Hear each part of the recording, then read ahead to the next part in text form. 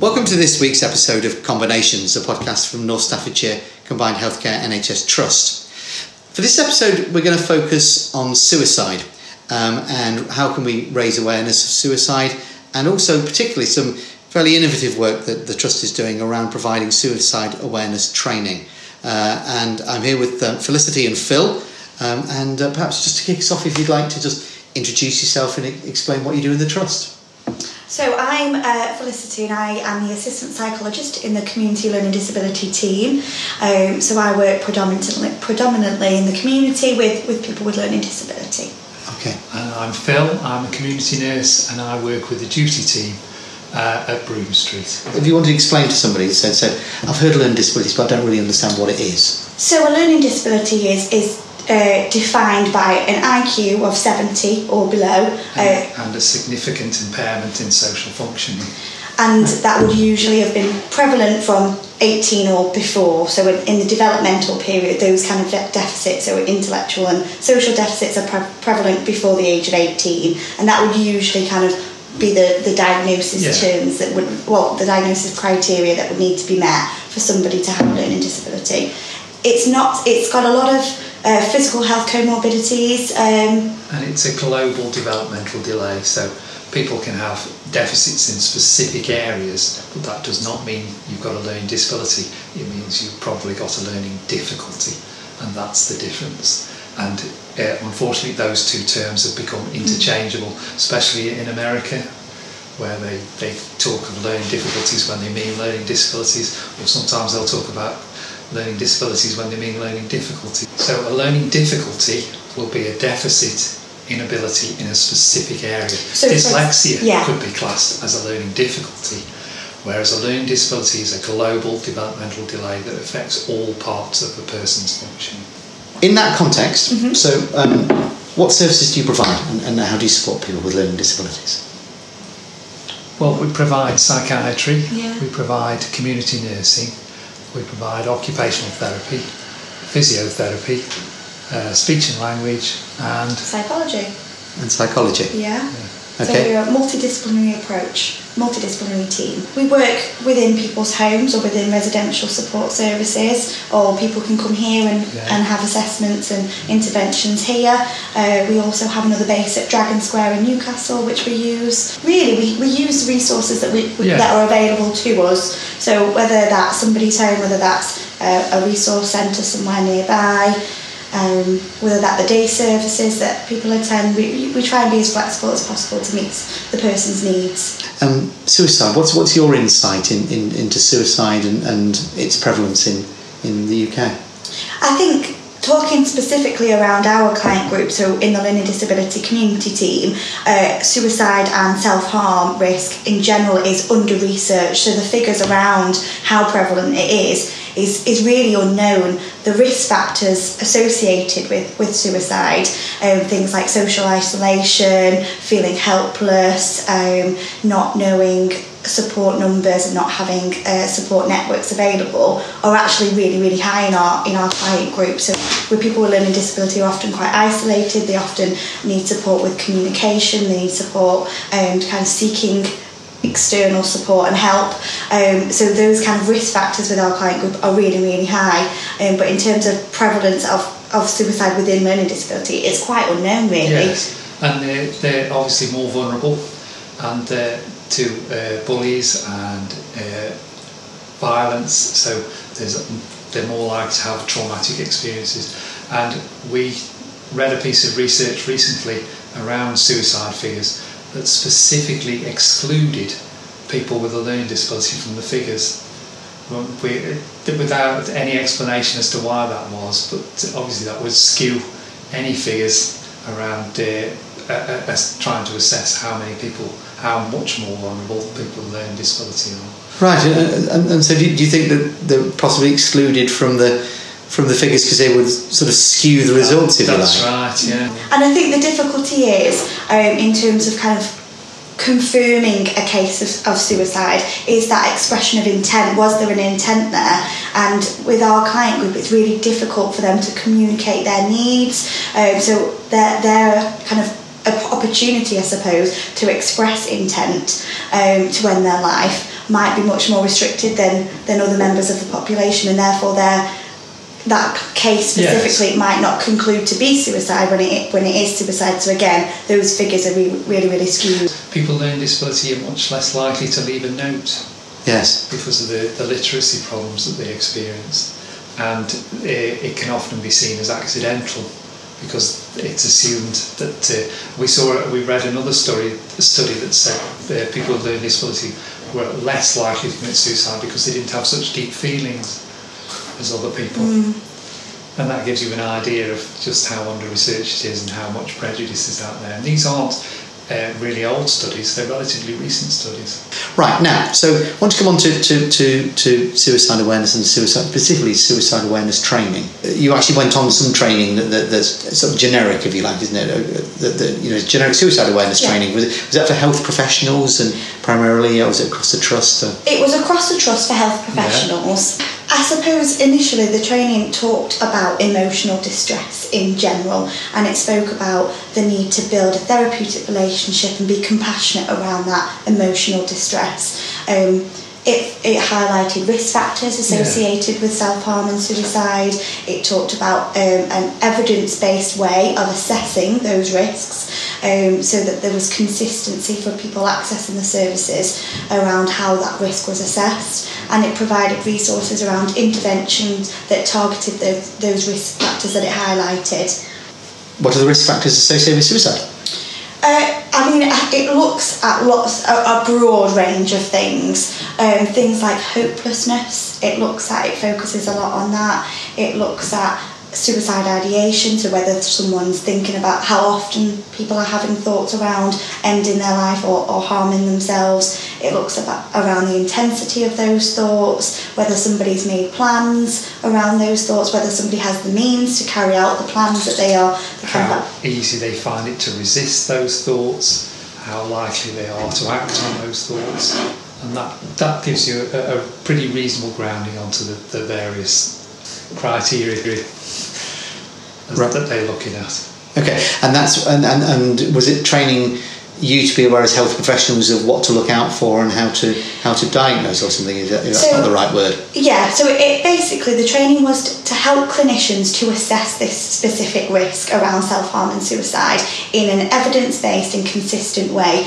So previous risk assessments look at suicide and self-harm risk as a tick box, do you experience any suicidal ideation, yes or no, give us a little bit more detail around that. The difference with the Connecting with People training is that it looked at those things within a continuum, so it looked at whether somebody had suicidal ideation or self-harm thoughts, and kind of how often those were occurring on a day-to-day basis to show the fluidity within that. Right, okay. And did you think that was a particular strength of the training? Did that make it? Definitely. Oh, absolutely. And then resources that matched that assessment, so they flowed seamlessly in from one to the other. So that you came out with a comprehensive plan to help somebody manage their own emotional regulation. I think the difficulty is with suicidal ideation or thoughts of self-harm is that when they occur, somebody's in such a state of emotional distress and they feel that that's what they need to do to cope with that distress or an escape in a situation. The continuum, rather than a check yes or no, allows people to see that actually those thoughts are more fluid. They're not concrete, they can come and go, so they can be really intense at times, but other times they feel that they can resist them also, and that fluidity within that continuum helps people to see that not only are they having those thoughts, they've had those thoughts previously and they've kind of flowed in and out, and can help them to kind of, I suppose, see progress for the future. That's a really important point, is being able to measure your progress and being able to see visually that your suicidal ideation may change and may reduce with the resources that have been provided. So what were the resources? What tools were there? So basically they're a set of intervention tools, I suppose intervention guidance for clinicians to look at somebody's internal resources, so their own coping mechanisms, whether they've kind of had those thoughts in the past, what things they've done, what were helpful, what contacts they had, what support they had at those times, what distractive mechanisms they have. So they look at that from an internal point of view, from the client that's presenting with these thoughts. And then they look at that more systemically. So they look at what services are available from the community, from third sector organisations that they can contact, who can they use to kind of offload this emotional distress, where can they go. Emergency. Yeah. So what can they do when those feelings are so intense that they're very, very difficult to resist at that time? So where can they go to get instant help? And then those longer term strategies to manage that suicidal ideation. So one of the concepts, like Phil's just talked about there, one of the concepts that Connecting with People introduces something called the Bank of Hope. And it's the principle is that the client, you work together with the client to build up a kind of a bank of hope that they can refer to at a time of really low mood or really high emotional distress. So that hope is gathered up and stored for the time that they need it. So again, it could be internal hope, so things that they feel motivates them to stay alive, really, motivates themselves to keep themselves safe, strengths that they have that they can look back on at a time when they're feeling really low and really kind of at risk. It looks at emergency hope, so things like photos of loved ones, positive quotes, environmental factors, so things like moving medication, for example, into somewhere where they have to pass a photo of a loved one, a positive quote, a locked cupboard, so that it gives them the opportunity to break that suicidal ideation, break that chain of thoughts, and offer them a little bit of an extra safety period. Now, obviously, as I understand it, as you were doing the training yourselves, it was becoming apparent to you that there was some particular additional strengths, if you like, or additional things you could put into this training that would make it particularly relevant to yourselves and your client group. Would you want to say a little bit about that? Yeah, and we recognise that as the facilitators acknowledge that as good as the resources are and as good as the assessment as good as the assessment was, it's not a very accessible tool, and that there were limitations to the people who could use it, and most specifically our groups of clients. And that's where we began to look at the easy read, visual aids, anything to break it down to its simplest form, so that so it became accessible to the most people. And then we also began to recognise that this would also be a useful resource for other groups, children, people with other cognitive impairments, people who are in such emotional distress that they can no longer think clearly, and who can think clearly when you're in that frame of mind. So that would allow them to access that tool very simply and very easily. I think the training is fabulous. It's evidence-based. It provides assessment and intervention tools that can be used by clinicians consistently, and is based on research around the risk factors, what's been helpful, what's not helpful. The difficulty is it is quite complex. So, for example, the Bank of Hope, it's quite a difficult concept.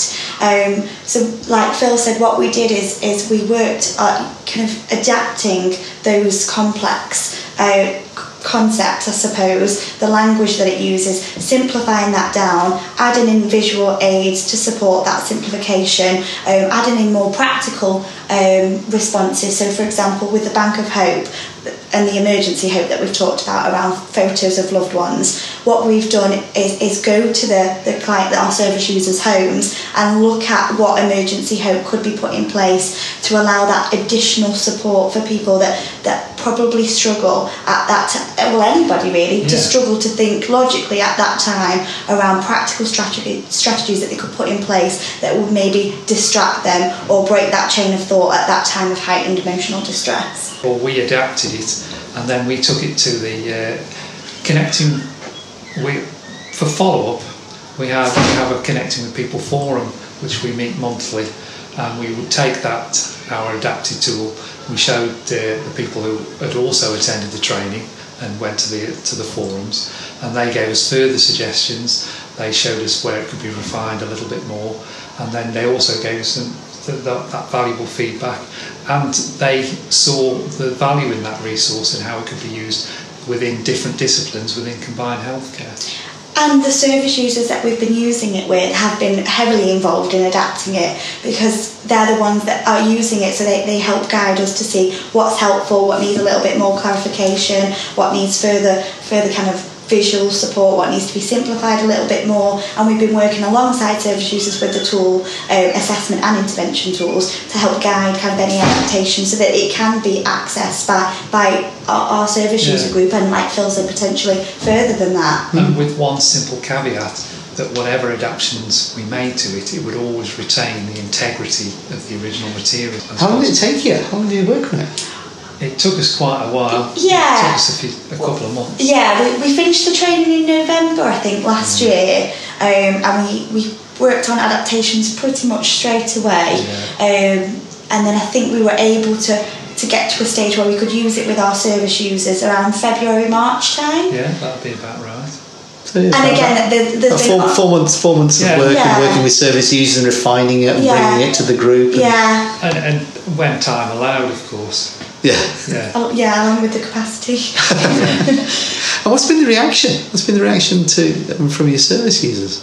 Well, the service users who've used it have found it really, really useful. We have seen some really quick gains from someone who's felt safer after just 2 weeks of interventions, just from the emergency hope that we put in place. Fantastic. Now, listen, there's another aspect of this, isn't there? Because as I understand it, just last week you were down. Was it down in London? Did you go down? You were down presenting in front of the Health Service Journalists. I understand we've made the shortlist, haven't we, for a HSJ award this year? We have. Do you want to tell me a little bit about that? So myself, Felicity, and Dr. Ruth Richards went down and met with the panel for the HSJ awards.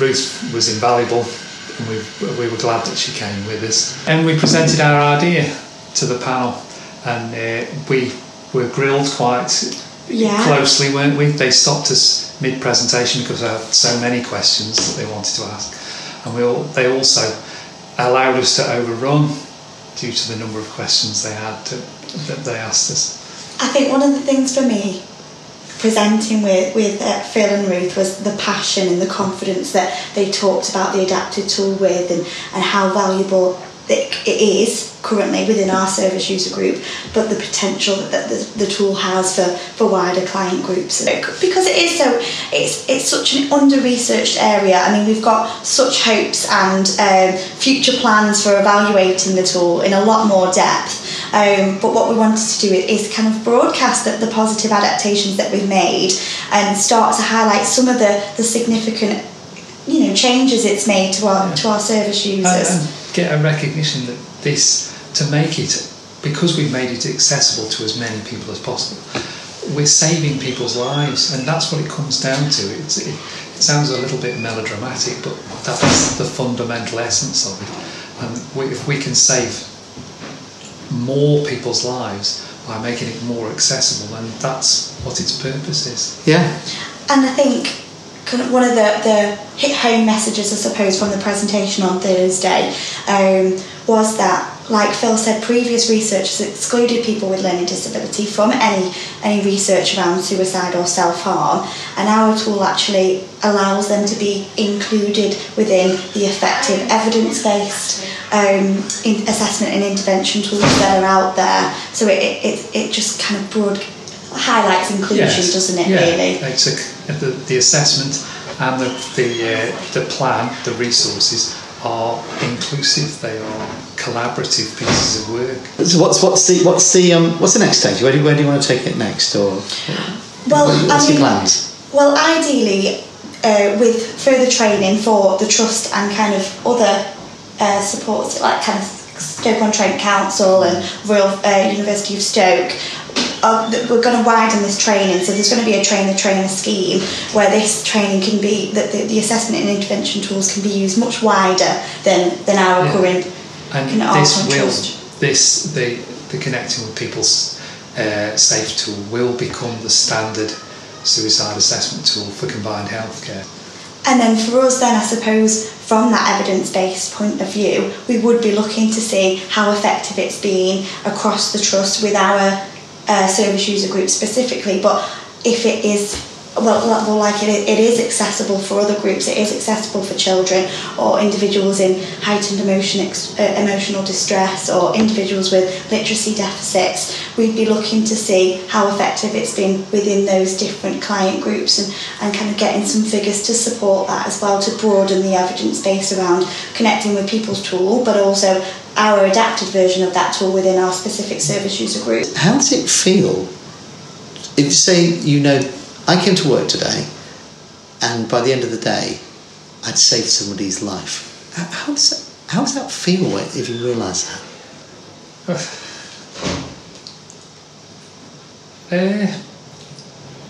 You've really put me on the spot now. I have no answer to that. To use the example of the service user who is only on their second week of using the SAFETool, to go the first week and him to disclose the amount of suicidal ideation he had and the frequency of it and the intensity of it, and the fact that he'd got a workable plan, and then with putting in the emergency help, using that compassionate, collaborative approach, and then going back the next week to find that his suicidal ideation had reduced, and he was more hopeful and he was more positive and he could see a future.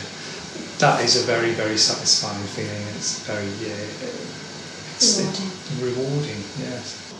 I think for me it's the collaborative approach that these assessment and intervention tools allow. I think that it's about empowering somebody to see the fluidity in those thoughts and highlighting times that they've coped with adverse experiences and really, really challenging emotions, and allowing them to be involved in putting those coping mechanisms and emergency hope in place that enables you to feel that you do it together. It's not something that you've done for somebody else. You've worked with that person to help them to keep themselves safe. They've identified their own solutions and the things that have worked in the past that have kept them alive. Which of itself probably means it's more likely that it'll be successful. Yes. Yeah. Fantastic. Well, what better way to end a podcast on Mental Health Awareness Week by explaining how you can raise your awareness about suicide and how to deal with it and how to support people, particularly within an under-researched area. Yeah. So thank you very, very much. How to save lives. It saves lives. Brilliant. Thanks very much. Really appreciate it. Thanks.